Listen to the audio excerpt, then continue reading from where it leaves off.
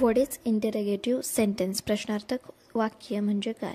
A sentence which asks a question and it begins with a question word such as who, what, where, when, why, how, or an auxiliary verb like is, are, do, does, can, etc. And these sentences are always ends with an question mark. प्रश्नार्थी वाक्याचे indirect speech करताना कोणकोणते बदल करावे लागतात ते आपण पाहूया. तर सुरुवातीला बोलणारी व्यक्ती घेऊन आस्क हे रिपोर्टिंग वर्ब घ्यावे. जर ऐकणारी व्यक्ती असेल तर ती लिहून घ्यावी.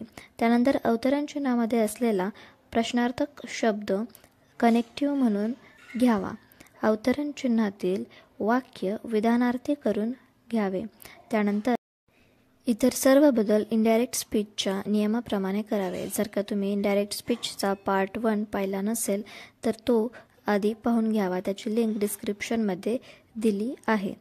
त्यानंतर शेवटी प्रश्नार्थक चिन्हाऐवजी पूर्णविराम द्यायचा आहे व वाक्य पूर्ण करायचे. जर कर्त्या अगोदर डू किंवा डज हे सहाय्यकारी क्रियापद आले असेल तर ते काढून टाकावे आणि मुख्य क्रियापदाचे दुसरे रूप घ्यावे. कर्ताच्या पूर्वी जर का डीड असेल तर मुख्य क्रियापद पूर्वी हॅड लिहावे.